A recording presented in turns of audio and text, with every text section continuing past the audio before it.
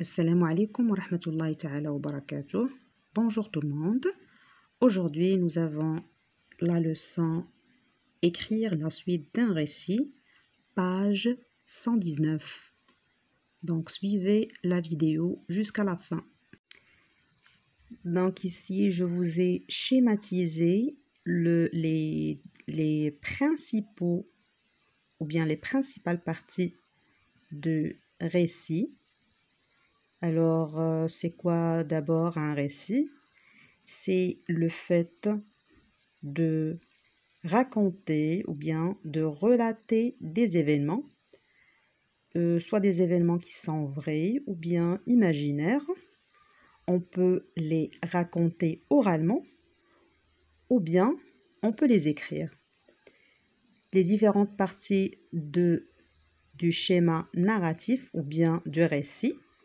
Nous avons le début du récit qu'on a vu dans la leçon écrire le début d'un récit.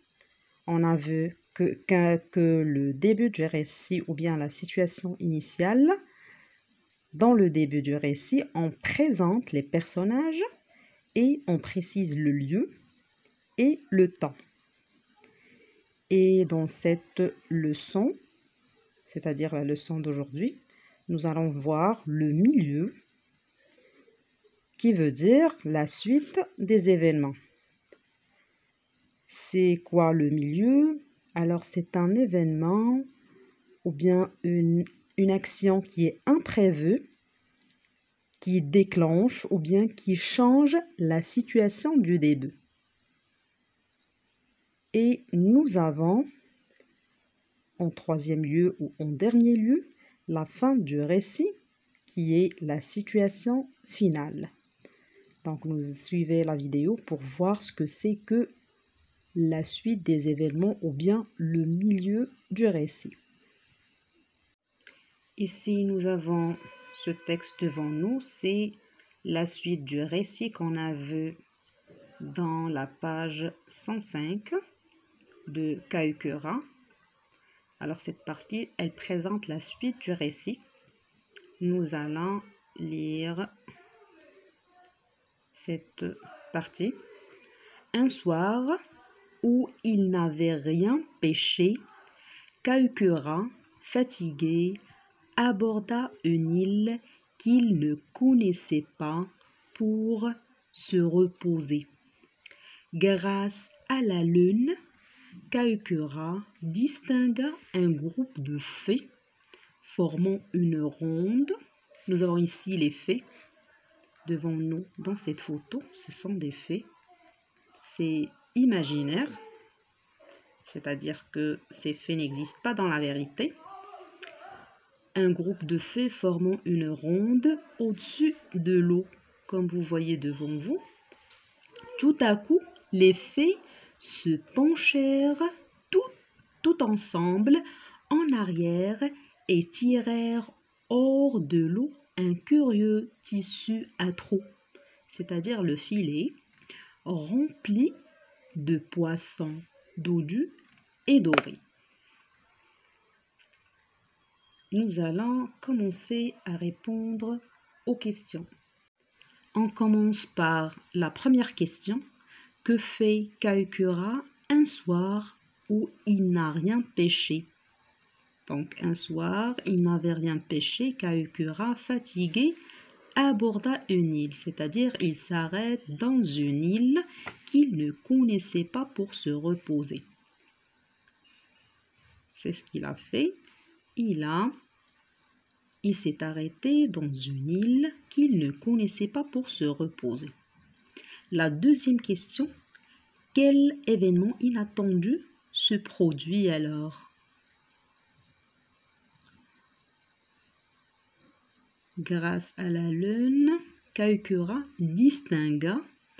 Donc, l'événement inattendu, c'est qu'il distingua un groupe de fées formant une ronde au-dessus de l'eau. Ici, c'est l'événement inattendu. Relève le groupe de mots qui introduit une action subite. c'est l'expression tout à coup. Pourquoi? Parce que elle déclenche ou bien on trouve une suite d'événements imprévus, c'est-à-dire les faits, ils se penchèrent tous ensemble en arrière, tout ensemble en arrière et tirèrent hors de l'eau un curieux tissu. Donc c'est l'événement imprévu ou bien suite d'actions qui changent la situation de début. Comme on a dit récemment, en ce qui concerne la suite d'un récit. Dans la suite d'un récit, on trouve un événement imprévu ou bien une suite d'actions qui change la situation de début. Donc, il a rencontré, et on trouve bien sûr une expression avec laquelle on commence cet événement imprévu. Nous avons l'expression tout à coup. On travaille maintenant l'activité 1. Souligne dans cet extrait le passage qui constitue le milieu du récit. Nous allons lire ce récit. Il était une fois une veuve qui avait 2 filles. L'aînée, c'est-à-dire la plus grande, était comme sa mère, désagréable et égoïste. Et sa mère l'aimait beaucoup. La cadette, douce et serviable,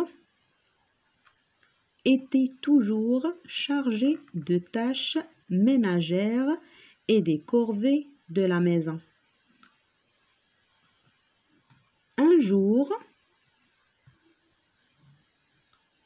que la cadette allait chercher de l'eau à une fontaine éloignée, elle rencontre une vieille dame pauvrement vêtue qui lui demande à boire et qui, sans hésiter et avec beaucoup de gentillesse, elle donne de l'eau.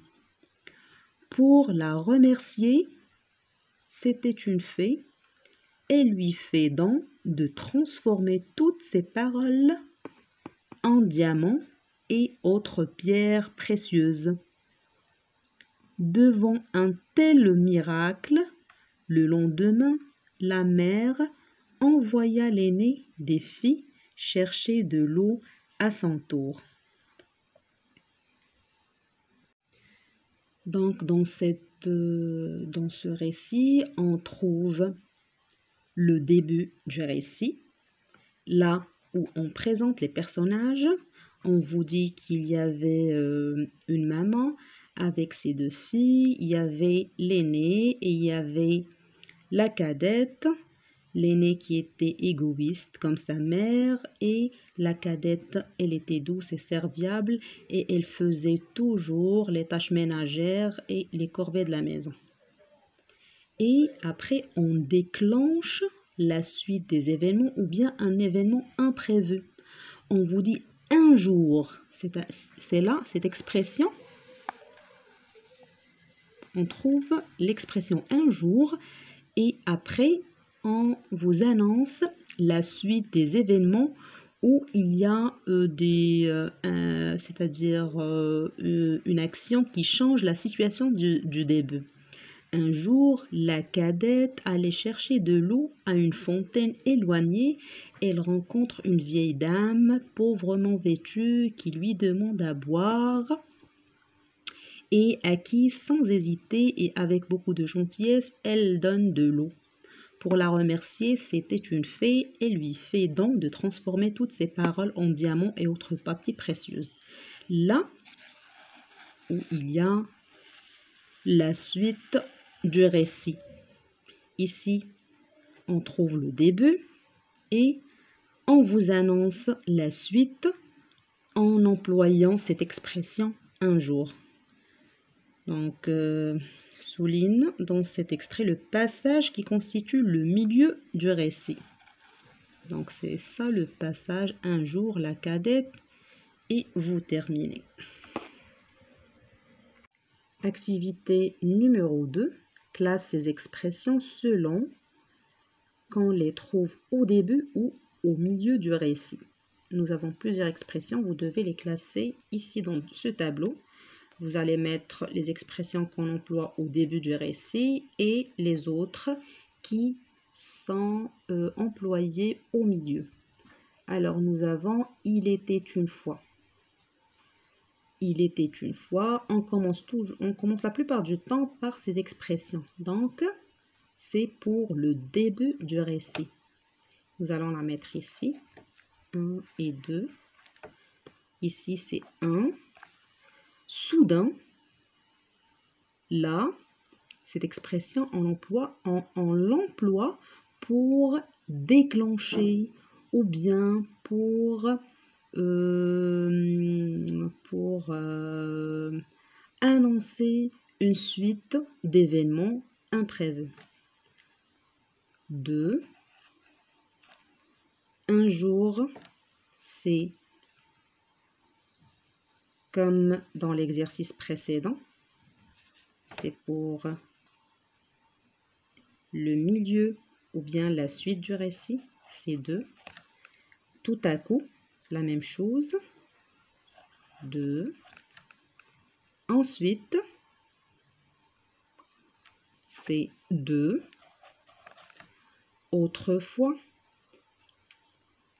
ici, on commence le récit par cette expression. Il était une fois, autrefois. Ces deux expressions, ils sont employés pour le début, bien pour commencer le début du récit. Autrefois, donc, c'est numéro 1. Ici, c'est alors que. C'est pour annoncer la suite des événements. Activité numéro 3. À partir d'une situation proposée, complète sur ton cahier la suite des événements de ce récit. On vous donne la situation initiale ou bien le début du récit. Un jour, un petit oiseau tombe de son nid, ne sachant pas voler. Il ne peut pas regagner son nid et regarde autour de l'arbre pour essayer de trouver quelqu'un qui peut lui venir en aide. Fatigué de tourner autour de l'arbre, il s'appuie contre le tronc et s'endort. Tout à coup, il se réveille et... Alors ici, on vous annonce la suite du récit, mais vous allez le compléter en choisissant entre A, il entend le cri d'un animal, et vous allez imaginer la suite, c'est-à-dire quel genre d'animal, que va-t-il faire cet animal. Petit B, il voit un enfant qui l'observe. Est-ce que l'enfant va venir à son aide, lui porter de l'aide? Et petit C, il sent des petits coups de bec sur sa tête. Est-ce qu'il s'agit d'un autre oiseau? Ou bien vous pouvez imaginer ce que vous voulez. Peut-être une poule. Et vous allez écrire la suite. C'est la fin de cette leçon. J'espère que vous avez su comment écrire un récit, c'est-à-dire écrire le début et la suite. Je vous remercie infiniment pour votre attention. Merci de mettre des j'aime si vous avez aimé la vidéo, de partager la vidéo et de vous abonner si ce n'est pas encore fait. À très bientôt et je vous retrouve pour une nouvelle leçon, Inch'Allah. Au revoir.